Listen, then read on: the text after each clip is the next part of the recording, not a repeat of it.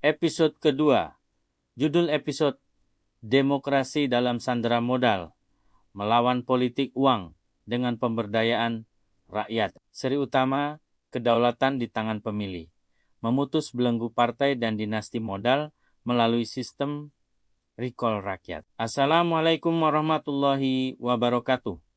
Salam sejahtera bagi kita semua. Selamat datang kembali di kanal Analisis Kebijakan Publik. Sapaan hormat saya untuk para mahasiswa, praktisi, dan seluruh rakyat penjaga kedaulatan bangsa. Saya Agus Budi Utomo, praktisi analisis kebijakan publik. Sebelum kita berdiskusi lebih jauh, mari kita berdoa sejenak agar setiap langkah kita hari ini bernilai ibadah dan manfaat bagi Ibu Pertiwi. Berdoa dimulai.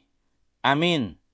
Kembali saya mengingatkan kepada pemerintah pentingnya membangun dan mengelola kanal public center sebagai satu-satunya pintu informasi publik yang intens kepada rakyat. Tanpa transparansi informasi, rakyat akan terus terpinggirkan. Dan bagi kita hanya sebagai penonton setia. Pastikan Anda sudah subscribe, like, share, dan komen. Suara Anda di kolom komentar adalah bagian dari pengawasan publik. Sahabat sekalian, di episode 2 ini kita bicara jujur. Mengapa wakil rakyat kita sulit lepas dari jerat partai? Karena biaya politik kita mahal, syarat pendaftaran yang berat, dan kampanye yang boros membuat kursi legislatif seringkali hanya bisa diduduki oleh mereka yang punya uang banyak atau didukung pemodal besar.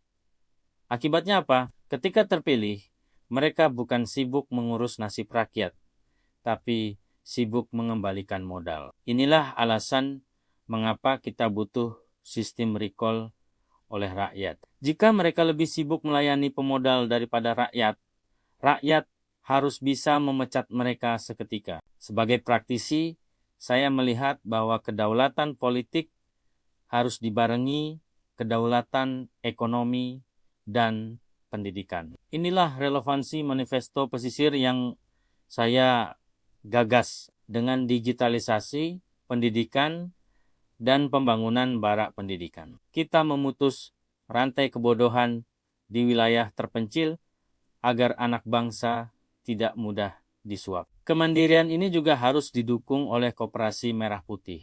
Inilah nadi instrumen penggerak ekonomi rakyat yang sesungguhnya. Jika ekonomi rakyat kuat melalui koperasi, rakyat tidak akan lagi menggantungkan nasib pada janji-janji tunai saat pemilu dan untuk mempercepat pemerataan kesejahteraan. Kita dorong transmigrasi modern tanpa batas usia.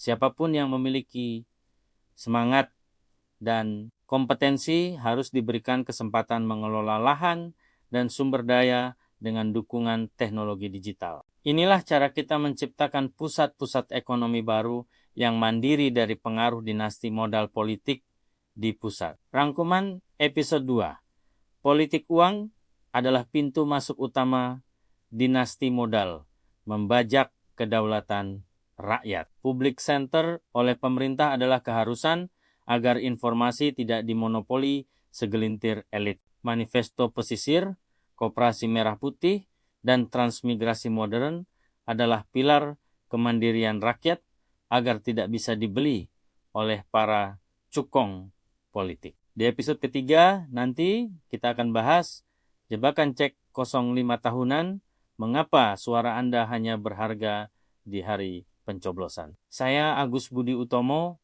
mari kita jaga akal sehat demi kedaulatan rakyat. Wassalamualaikum warahmatullahi wabarakatuh.